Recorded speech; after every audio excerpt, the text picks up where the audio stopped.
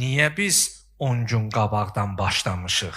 Niyə dünəndən hələ 10 gün sonra şəhid olacaq insanların xatirəsini, onların anım gününü yad eləyirik?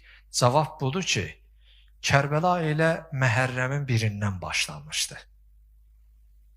Onlar şəhid olmamış elə onların müsibətli günləri başlamışdı. İmam Hüseyin əleyhissalam hələ Məkkədə idi.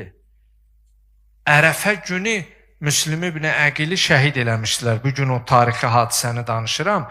Yəni qurbandan bir gün qabaq sabahki qurban olacaqdı və həc mərasimi bitəcəkdi. Həc mərasiminin bir gün bitməsinə qalmış İmam Hüseyin əleyhissalam həcci tərk eləyir. Məkkədən çıxır, Kərbəlaya gəlir. İmam Hüseyin əleyhissalamın da Kərbəlaya çatması bu axşam və sabahdır. Yəni Məhərrəmliyin 3-cü, biz sabah o mövzuya toxunacaq. Burada suallar yaranır. Axı Məkkədən gələndə İmam Hüseyin əleyhissalam Mədinədən getmişdi. Ziyarətdə olan hacılarımız, ümrə ziyarətində olanlar bilir. Məkkədən Mədinəyə gəlib sonra İraqa keçirsəm, Məkkə, Mədinə Səudiyyə Ərəbistanın ərazisidir.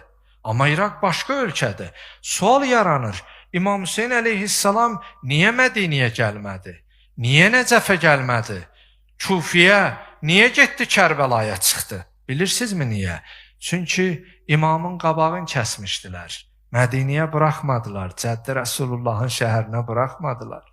Atası Əli ibn Əbi Talibin yanına buraxmadılar. Ta qoşunu ilə gəldi, dayandı Fəratın kənarında.